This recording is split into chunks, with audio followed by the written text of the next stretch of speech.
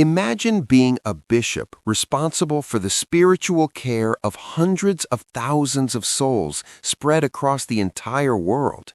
You're constantly on airplanes, celebrating confirmations in South America one week, ordaining priests in Europe the next, while requests pour in from Africa and Asia.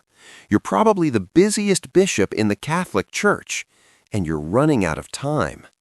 This isn't a hypothetical. This is the reality for the bishops of the Society of St. Pius X today. Father Charles Murr, a longtime Vatican insider who lived for years with Cardinal Édouard Gagnon, has watched this situation unfold, and he's asking a question that cuts to the heart of the Church's current turmoil. What happens when a traditionalist movement serving hundreds of thousands of faithful needs more bishops to survive, but Rome keeps saying no? The numbers tell part of the story. The SSPX now serves more than 700,000 faithful in dozens of countries. Their current bishops are overwhelmed, flying constantly to administer confirmations, ordinations, and sacraments to communities that would otherwise have no access to the traditional Latin Mass. Unlike many diocesan bishops who rarely leave home, Murr describes them as real missionaries. But here's the problem. When the SSPX asks Rome for permission to consecrate additional bishops, the Vatican refuses. And this refusal, Murr argues, ignores both history and the current state of crisis in the Church. He takes us back to 1988. Pope John Paul II sent Cardinal Gagnon to Icone to convince Archbishop Marcel Lefebvre not to consecrate 4 bishops. The Vatican would permit 1 bishop, but no more. Lefebvre's response? He didn't trust the Vatican. He feared that after his death, that single bishop would be manipulated to destroy the movement from within. What Gagnon told Lefebvre next is stunning.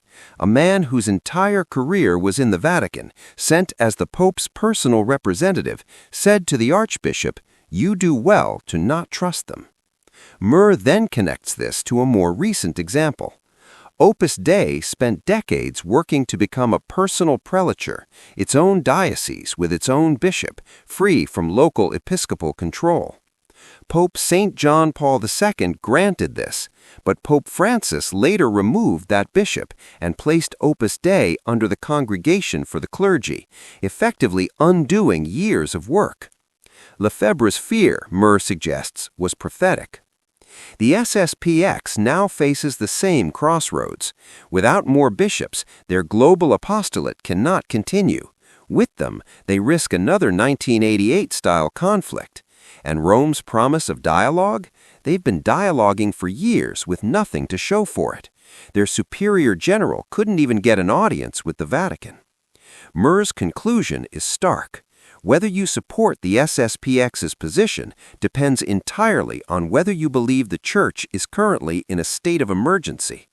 If you see chaos, doctrinal confusion, popes and curia contradicting the faith, then preserving Catholic tradition by any means necessary becomes understandable. The supreme law of the Church is the salvation of souls. If you don't see a crisis, then the SSPX's actions look like disobedience. But critics of the SSPX have a different perspective. They point to the 2009 remission of the excommunications of the Lefebvrist bishops by Pope Benedict XVI, followed by years of theological dialogue that ultimately failed to produce full communion. They argue that the Society's canonical irregularity, while tolerated, cannot justify unilateral episcopal consecrations that bypass papal authority. The Second Vatican Council's teaching on episcopal collegiality and the Pope's primacy, they insist, remains binding. The German bishops, after all, are the ones Murr identifies as the real schism threat, not the traditionalists who preserve the faith of their fathers. So where does this leave the average Catholic watching from the pews? Perhaps with a question that has no easy answer. When the shepherds seem confused and the wolves are circling, who decides what preservation of the faith requires, and at what point does survival justify stepping outside the lines?